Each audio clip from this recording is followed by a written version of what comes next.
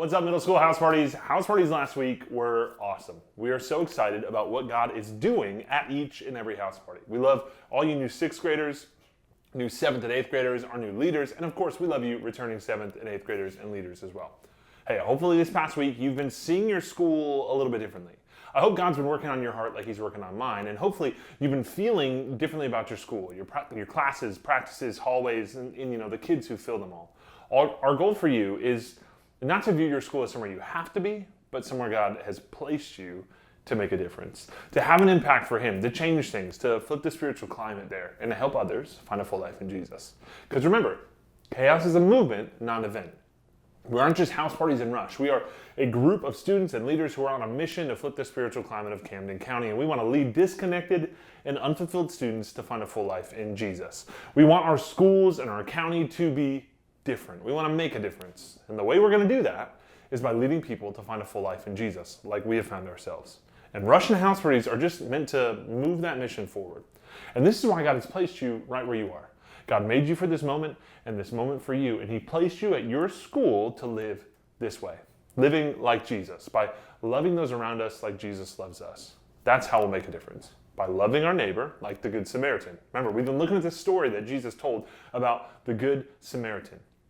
You remember, there was a guy walking down a road. He got jumped and left for dead. 2 fancy religious guys walk right by him, but his enemy, the Samaritan, stops and helps him. And Jesus told this story to show us who our neighbor is and what it looks like to love them. And last week we talked about how we have to see those around us and feel compassion for them like the Good Samaritan did. We can't love and care for people that we don't even notice. And we won't love and care for people we don't feel anything for. Our heart has to line up with God's heart for people. But the Good Samaritan didn't just see someone. He didn't just feel bad for them. He took action. He did something. He stepped in, right? In Luke 10, verse 33, it says this, "But a Samaritan on his journey came to him," that's the guy on the road, "and when he saw him, he had compassion. He went over to him and bandaged his wounds, pouring on olive oil and wine, and then he put him on his own animal, brought him to an inn, and took care of him. And the next day he took out 2 denarii and gave them to the innkeeper and said, 'Hey, take care of him. When I come back, I'll reimburse you for whatever extra you spend.'" Okay, so the Samaritan did a lot. He didn't just help this guy. He did one incredible, selfless thing after another, even at the point where he had to go, but he was willing to pay more when he returned, for a man he didn't know, for a guy who was technically his enemy. He loved his neighbor well. He took action and did so much, people might have thought he was kind of crazy, but he saved this guy's life. And to really create a movement and accomplish this mission, I think we have to do the same.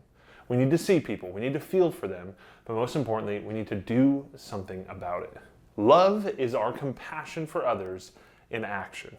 Because here's the thing, if we want chaos to be a movement, we have to do just this. Because a movement requires action. Nothing changes unless we take action, unless we step up. A movement isn't really a movement unless we actually move. And just seeing people and feeling for people, that's not enough. It's where we need to start, for sure, but it's not where we end.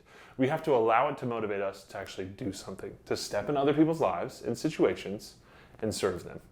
So now we have to figure out, what exactly does that look like? What does it look like to take action for those around us? What does it look like for us to step into the lives of the people God has placed on our path?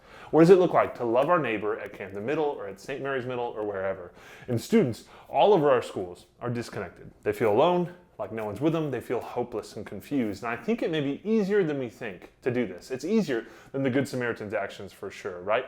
We need to just simply take time to say hi, to ask how someone's doing, to help the new 6th grader find their way to class, to see if they need help with their homework or their class project, to sit with them at lunch or at a game, invite them to sit with us.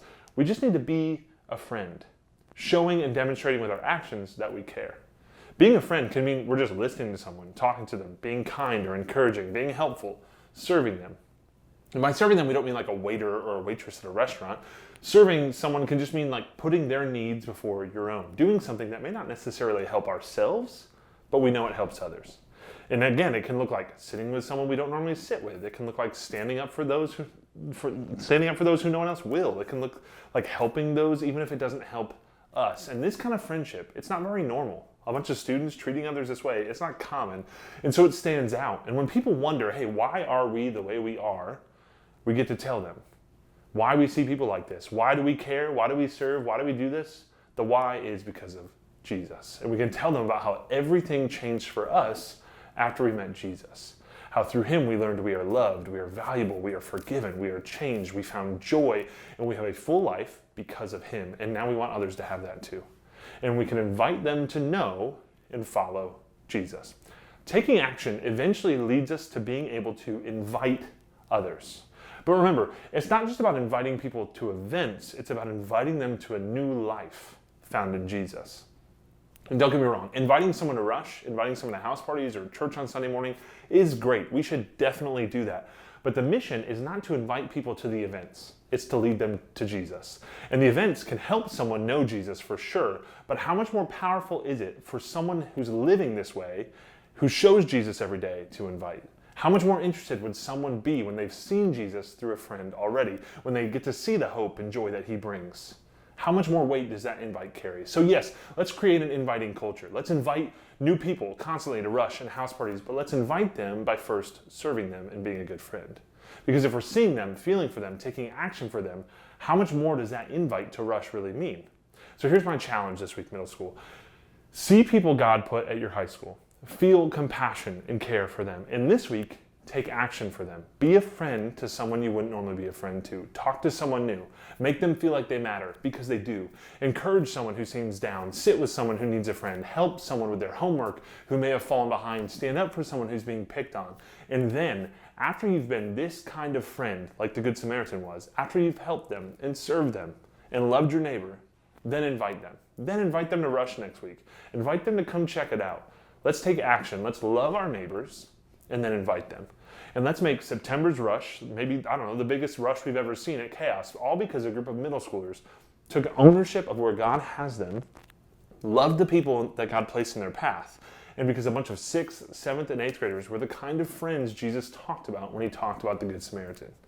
We can flip the spiritual climate of Camden County Schools. We can change things, not because of how amazing we are, but because God made us for this, and he wants to use us. So let's be a generation of students who take action, who start owning our campus and living in a way that Chaos really becomes a movement. And then let's celebrate as God begins to use a bunch of students to change Camden County Schools.